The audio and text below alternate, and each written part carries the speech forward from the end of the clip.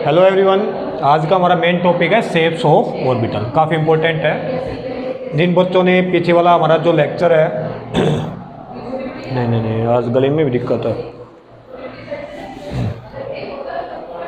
ये बिल्कुल सीधा करना पड़ेगा। आज का हमारा मेन टॉपिक है शेप्स ऑफ ऑर्बिटल। ठीक है, जिन बच्चों ने पहला वाला लेक्चर हमारा क्वांटम नंबर को नहीं देखा है उनको ये समझ में ही नहीं आएगा। तो सबसे पहले क्वांटम नंबर का लेक्चर को देखिए, तो थोड़ा सा हम रिकॉल कर लेते हैं चीज़ों को। देखिए क्वांटम नंबर में हमने क्या किया था, हमारे पास 4 क्वांटम नंबर थे। n principal quantum number, l angular quantum number, m magnetic quantum number and s spin quantum number. ठीक है, n हमारा बता रहा था, आप बोल सकते हो डिस्टेंस के बारे में बता रहा था, डिस्टेंस या प्रिंसिपल सेल्स के बारे में बता रहा था।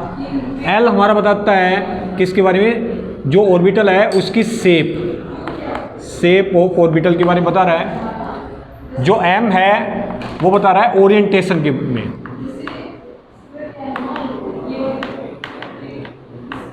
जो मैग्नेटिक क्वांटम नंबर है वो ओरिएंटेशंस के बारे में बताता है। एंड S बताता है स्पिन ऑफ इलेक्ट्रॉन्स के बारे में बताता है। देखिए जो n है वो प्रिंसिपल सेल्स के बारे में बताता है, मीन्स प्रिंसिपल सेल्स को न्यूक्लियस से कितनी दूरी के ऊपर है, तो आप बोल सकते हो डिस्टेंस के बारे में बता रहा है। l हमारा बताता है एंगुलर क्वांटम नंबर, मीन्स जो प्रिंसिपल सेल्स होती हैं वो सब सेल्स के अंदर डिवाइड हो जाती हैं, तो आप बोल सकते हो ये शेप ऑफ ऑर्बिटल के बारे में बता रहा है। m हमारा मैग्नेटिक क्वांटम नंबर ओरिएंटेशन के बारे में बता रहा है। ओरिएंटेशन का मतलब क्या है कि जो probability of finding of electron है वो x एक्सिस के अकॉर्डिंग है, y एक्सिस के अकॉर्डिंग है, मतलब डायरेक्शन जो स्पेस ऑक्यूपाई किया गया है वो किस डायरेक्शन के अंदर किया गया है। S बता रहा है स्पिन ऑफ इलेक्ट्रॉन के बारे में, जो इलेक्ट्रॉन है उसकी spin around the nucleus and अपने एक्सिस के ऊपर। जब n की वैल्यू 1 थी तो l की वैल्यू हमारी क्या थी, n-1 0 को हम किससे रेफर कर रहे थे, s सब सेल से रेफर कर रहे थे, s से। m की वैल्यू हमारी क्या आ रही थी, -l से +l के बीच में, मीन्स 0 ही आ रही है। ठीक है, तो इसका ओरिएंटेशन क्या है, 0, कोई ओरिएंटेशन नहीं है, हर एक डायरेक्शन में बिल्कुल सेम होगा ये स्पिन। ठीक है, प्लस माइनस ही आ रही है। अब आगे देखिए, जब n की वैल्यू 2 थी तो l की वैल्यू हमारी क्या थी, 0 1। 0 का मतलब क्या है s, 1 का मतलब क्या है p ऑर्बिटल, s ऑर्बिटल।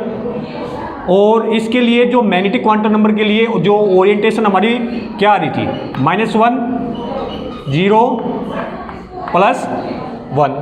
ठीक है, 3 में आ जाओ तो l की वैल्यू हमारी क्या थी, n-1 2 का मतलब क्या है 0 1 2। 0 किसको रेफर कर रहा है, s को, 1 किसको रेफर कर रहा है, p को, 2 किसको रेफर करेगा, d को रेफर करेगा। ठीक है, तो ओरिएंटेशन इसकी s के लिए आ जाएगी हमारी सेम, 0 आ जाएगा। अगर 2 का करोगे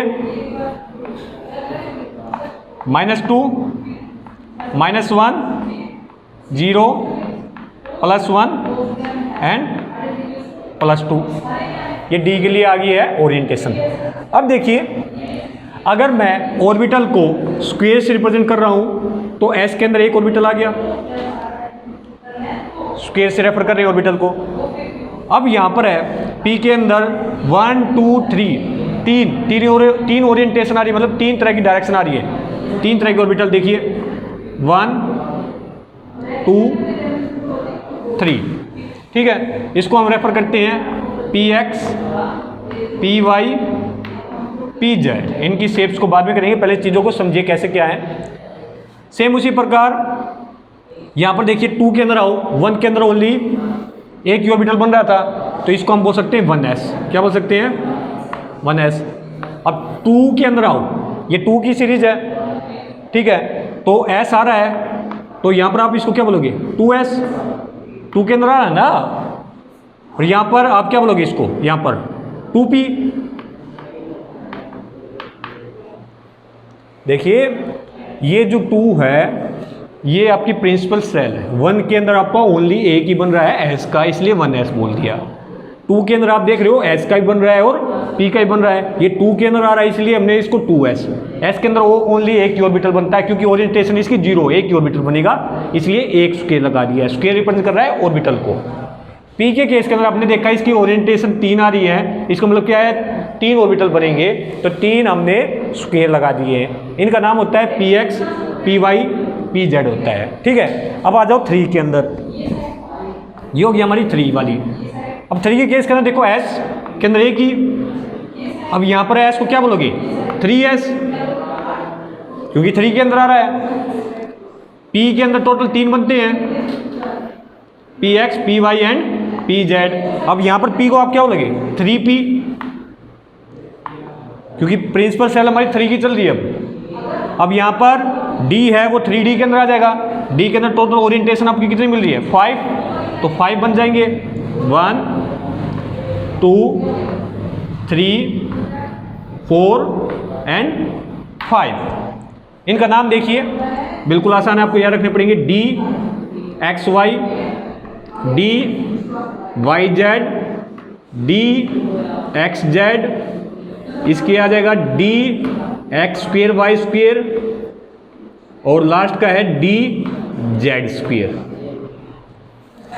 D के अंदर टोटल 5 ऑर्बिटल्स बनते हैं, इसके नाम हम प्रिंसिपल देखिए क्वांटम नंबर्स के अंदर हम ऑलरेडी ये कर चुके हैं।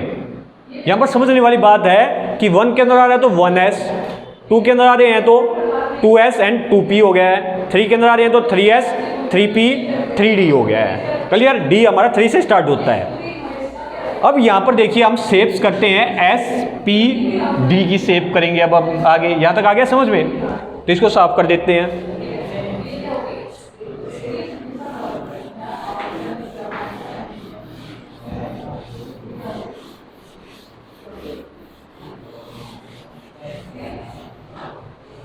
देखिए शेप ऑफ S ऑर्बिटल,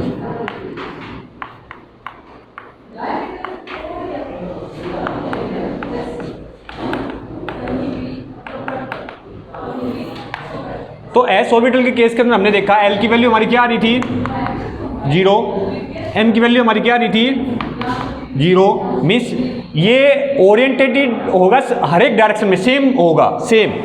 यहाँ पर ओनली 0 आ रही है, मतलब जितना x एक्सिस के अकॉर्डिंग होगा उतना ही y एक्सिस के अकॉर्डिंग होगा, उतना ही z एक्सिस के अकॉर्डिंग होगा। तो इसकी जो शेप बनती है वो स्पेरिकल बन जाती है। क्या बन जाती है स्पेरिकल शेप बनती है। देखिए ये हो गया मान लीजिए हमारा x एक्सिस,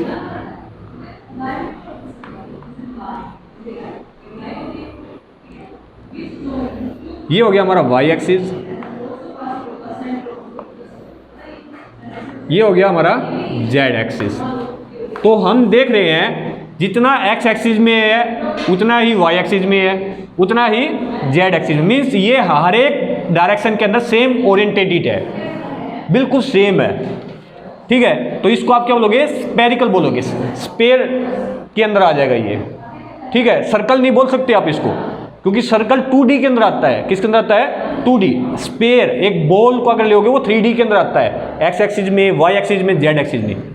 तो जो हमारी S का होता है वो स्पेरिकल होती है शेप। आगे समझ में, स्पेरिकल शेप होगी।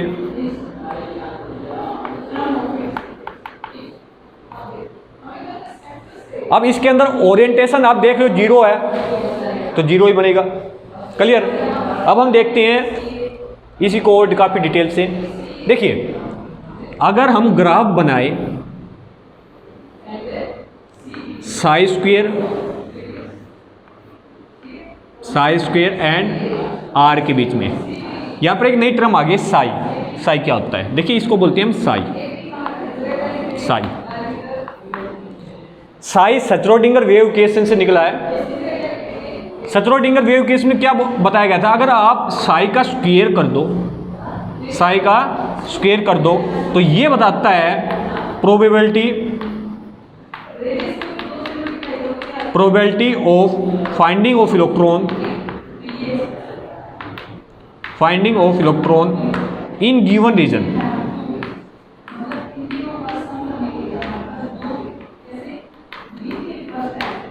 किसी गिवन रीजन्स के अंदर अगर आप साई स्क्वायर की वैल्यू निकालोगे तो वो बताएगा, मीन्स आप ये समझिए साई स्क्वायर का मतलब है probability of finding of electron किसी पर्टिकुलर एरिया के अंदर अगर हम साइज स्क्वायर की वैल्यू निकालते जाएंगे उससे हमें पता चल जाएगा कि प्रोबेबिलिटी क्या निकल के आ रही है इलेक्ट्रॉन्स की।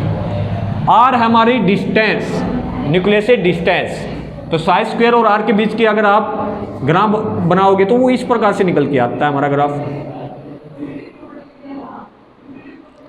देखिए यहां पर जीरो मतलब यहां पर न्यूक्लियस हमारा, यहां पर क्या है न्यूक्लियस के पास देख रहे हो जो साइज स्क्वायर की वैल्यू काफी ज्यादा है, मतलब क्या है probability of finding of electron around the nucleus क्या है बहुत ही ज्यादा। जैसे जैसे डिस्टेंस बढ़ती जा रही है आप देख रहे हो जो probability of finding of electron वो भी क्या होती जा रही है, कम होती जाएगी। और यहां पर देखो ये मिल गए आपस में, यहां पर इसका मतलब क्या है, यहां पर probability of finding of electron क्या है, जीरो है। क्या है, जीरो है। अगर हम इसका डायग्राम बनाए तो देखो ये हमारा न्यूक्लियस हो गया, न्यूक्लियस इसके around probability of finding of electron सबसे ज्यादा है। यहां पर मान लीजिए प्रोबेबिलिटी ऑफ इलेक्ट्रॉन की डेंसिटी बहुत ज्यादा है,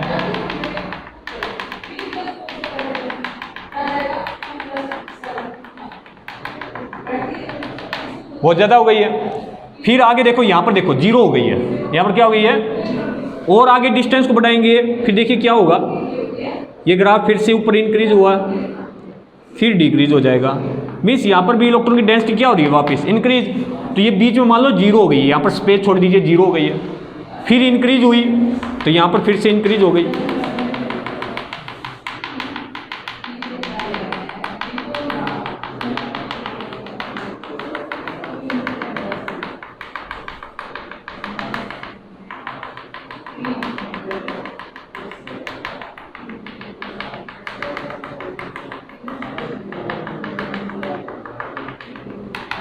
फिर से इंक्रीज हो गई है। ठीक है, देखिए यहां पर बीच में स्पेस है, जो स्पेस है वो ये वाला पॉइंट है जहां पर जो साइज स्क्वायर आर के अंदर आ गया था, मीन्स जीरो हो गया थी, वैल्यू क्या हो गई थी, जीरो। और जैसे ही हमने डिस्टेंस को बढ़ाया न्यूक्लियस से, देखो ये न्यूक्लियस है, न्यूक्लियस से आप देख रहे हो डिस्टेंस बढ़ रही है, तो जैसे जैसे डिस्टेंस बढ़ती जाएगी फिर वापस क्या हो जाएगी, इंक्रीज करेगी। ठीक है, जो पहला वाला ये है न्यूक्लियस के पास वाला, जो ये वाला, इसको हम बोलते हैं 1s। ठीक है, हमने क्वांटम नंबर में देखा था 1s। अब ये जो बीच का जो स्पेस है इसको हम बोलते हैं नोड। क्या बोलते हैं, नोड। यहां पर probability of finding of electron क्या हो जाती है, जीरो। क्या जाती है, जीरो। फिर डिस्टेंस इंक्रीज करेंगे फिर probability of finding of electron क्या होती है, इंक्रीज करती है। जो हमारा ये आ गया है इसको आप बोलोगे 2s। क्या बोलोगे, 2s। देखिए 1s 2s 3s 4s 5s तक जाओगे तो बीच में हमेशा नोड से सेपरेट मिलेंगे। किससे सेपरेट मिलेंगे, अब नोड का कैसे पता चलेगा, जो नोड का फॉर्मूला होता है वो होता है n-1। क्या होता है, n-1। देखिए 1s है, 1s के अंदर n की वैल्यू आगे देखिए 1 है, 1 होगी। ठीक है, नोड n-1, एक में से एक घटाए तो जीरो। तो आप देख रहे हो 1s में कोई भी नोड नहीं है, न्यूक्लियस के पास है बिल्कुल। ठीक है, अब 2s में देखिए यहां पर n की वैल्यू 2, n की वैल्यू हो गई है 2 में से 1 को सब्ट्रैक्ट करोगे तो 1, तो मीन्स 1s और 2s के अंदर जाओगे तो 2s के अंदर एक नोड आ जाता है। देखो ये एक नोड आ गया 2s के अंदर, 2s ये पूरा हो गया, 2s के अंदर एक नोड आ रहा है। 3s में जाएंगे तो n की वैल्यू 3। ठीक है, 3 में से 1 को सब्ट्रैक्ट करेंगे तो 2, मीन्स एक और नोड आ जाएगा, 2 नोड बन जाएंगे। एक नोड तो ये ऑलरेडी है, एक नोड और यहां पर आ जाएगा। आया समझ में। तो ये है हमारी s की शेप। जो s ऑर्बिटल की जो शेप होती है स्फेरिकल होती है। हमने देखा 1s बिल्कुल न्यूक्लियस के पास होता है, 2s न्यूक्लियस से दूर होता है और बीच में क्या जाता है, नोड आ जाता है। नोड मतलब क्या है, जहां पर probability of finding of electron क्या हो जाए, जीरो हो जाए।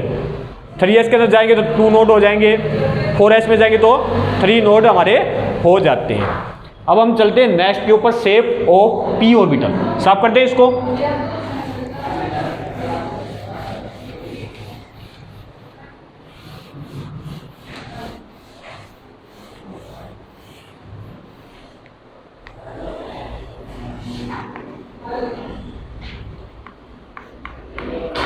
शेप ऑफ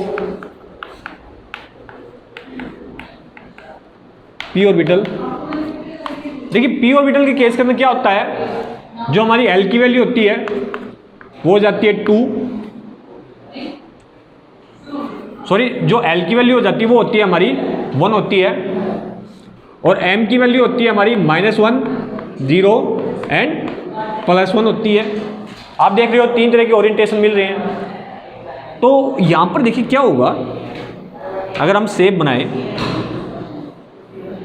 ये एक्स एक्सिस, ये वाई एक्सिस एंड ये हमारा जेड एक्सिस, 3 ऑर्बिटल बन रहे थे हमारे 1 2 3, जिसको हमने नाम दिया था P X, P Y, P Z नाम दिया था। देखिए पी एक्स का मतलब क्या है, एक्स एक्सिस के अकॉर्डिंग ओरिएंटेशन है, एक्स एक्सिस के अकॉर्डिंग ओरिएंटेशन है। तो यहां पर आप देखोगे तो इसकी जो शेप होती है वो ऐसी बनती है,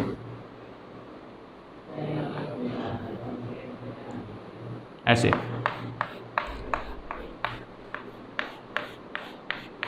एक्स एक्सिस के अकॉर्डिंग, एक्स एक्सिस के अकॉर्डिंग, एक्स एक्सिस में से जा रहा है, ठीक है। इसको बोलते हैं, इस शेप को बोलते हैं डंबल शेप।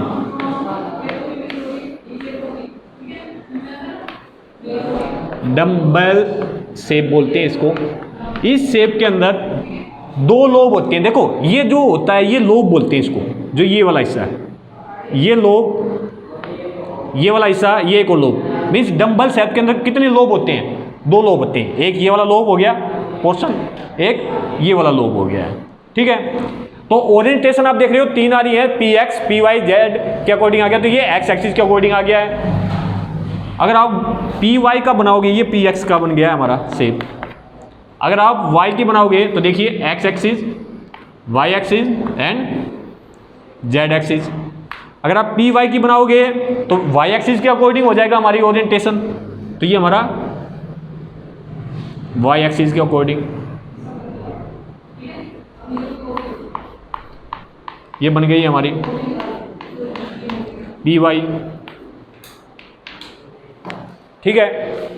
अगर आप पी जेड की बनाओगे तो किसके अकॉर्डिंग हो जाएगा, जेड एक्सिस के अकॉर्डिंग हो जाएगा ओरिएंटेशन।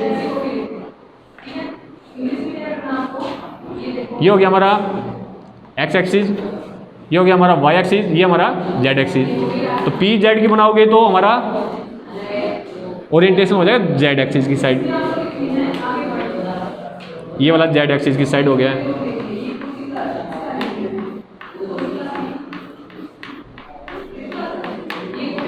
जेड एक्सिस की साइड हो गया। तो ये हमारी shapes of P orbital. Means P orbital की जो शेप होती है वो डंबल शेप होती है, ठीक है। इसके अंदर 2 लोब होते हैं, लोब चलेंगे, देखिए इनको बोलते हैं लोब। जो ये वाला पोर्शन है लोब, ये होता है लोब। एक ऊपर वाला लोब हो गया, ये हमारा नीचे वाला लोब हो गया। जो बीच में है यहाँ पर होता है न्यूक्लियस। यहाँ पर क्या होता है, nucleus. Means probability of finding of electron nucleus के ऊपर होती है और न्यूक्लियस के नीचे होती है, न्यूक्लियस के ऊपर 0 होती है। तो यहाँ पर आप बोल सकते हो लोब, सॉरी यहाँ पर आप बोल सकते हो नोड। नोड होता है, नोड का मतलब क्या है, जहाँ पर probability of finding of electron क्या जाती है, 0।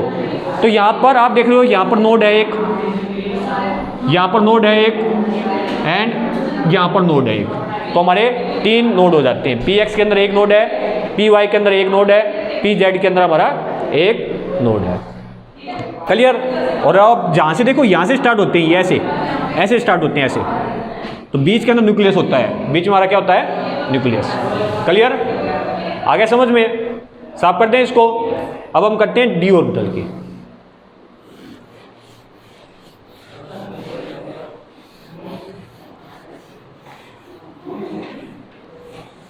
Shape of D orbital.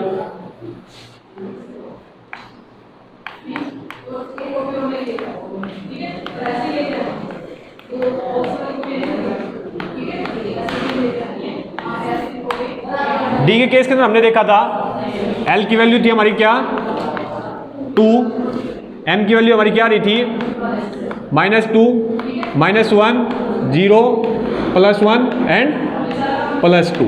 Total 5 बन रहे थे ना। तो आप ओरिएंटेशन 5 बन रहे, मीन्स ऑर्बिटल आपके 5 बनेंगे। D X Y, D Y Z D Z X, D X square Y square and D Z square. ये जो डी के 5 ऑर्बिटल्स होते हैं ये डीजेनरेट होते हैं। क्या होते हैं? डीजेनरेट।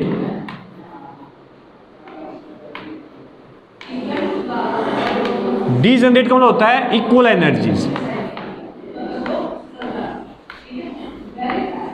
डीजेनरेट का मतलब क्या होता है? Equal energies. मीन्स ये डी के जो 5 ऑर्बिटल होते हैं इनकी जो एनर्जी होती है इक्वल होती है। डी एक्स वाई की, डी वाई जेड की, डी जेड एक्स की, D X square minus Y X square Y square and D Z square, इनकी जो एनर्जी होती है अप्रोक्सीमेट इक्वल होती है, बिल्कुल इक्वल होती है। और जो इक्वल एनर्जी होती है तो डी के केस के नाम हम इसको बोलते हैं डीजेनरेट। क्या बोलते हैं?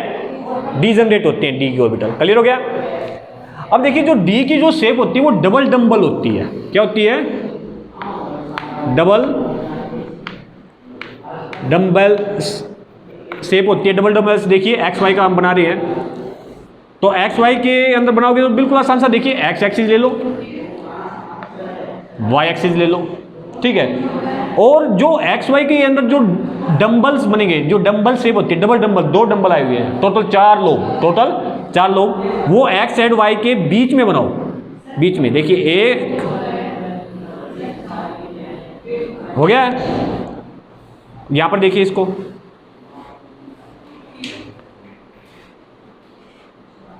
हो गया है। तो टोटल कितने लोब बन रहे हैं? 4 लोब बन रहे हैं। देखो एक ये वाला लोब बन गया है, एक्सिस के बीच में बनाना है, एक्सिस के बीच में 2 लोब, ये हमारा थर्ड हो गया है, ये हमारा फोर्थ हो गया है, ठीक है। एक्स वाई लेके चल रहे हो तो डी एक्स वाई की शेप होगी, double dumbbell shape, double dumbbell बने हैं, ठीक है। अब देखिए वाई जेड की, वाई एक्सिस ले लो और जेड एक्सिस ले लो, बिल्कुल सेम एक्सिस के बीच में बनाइए,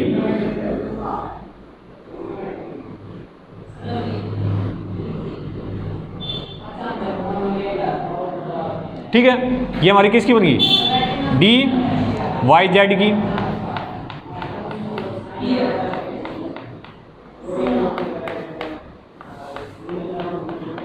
ये डी वाई जेड की बन गई है। अब देखिए डी एक्स जेड या जेड एक्स, एक्स एक्सिस ले लो और जेड एक्सिस, बिल्कुल सेम एक्सिस के बीच में,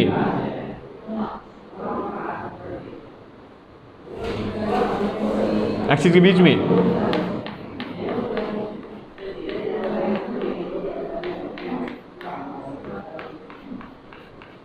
ये हमारी डी जेड एक्स हो गया, ठीक है। अब एक्स स्क्वेयर वाई स्क्वेयर की देखिए क्या हो रहा है, यहां पर बना देते हैं।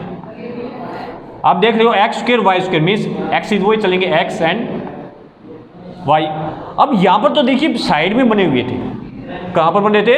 साइड में। एक्स स्क्वेयर वाई स्क्वेयर में बीच में से, एक्सिस के बीच में से, ये एक्स का हो गया, ये हमारा वाई का हो गया, एक्सिस के बीच में से आ रही है।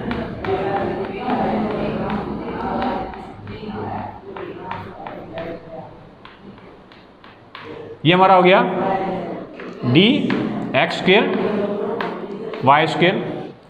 जेड स्क्वेयर का बनाओगे, जेड स्क्वेयर का सबसे डिफरेंट बनता है, इन सभी से डिफरेंट जेड स्क्वेयर का ही बनता है। जेड स्क्वेयर में क्या करिए, Z x and Z axis ले लीजिए, कोई बात नहीं है। जेड स्क्वेयर में क्या होगा, जेड एक्सिस के अकॉर्डिंग होगा पहला तो हमारा,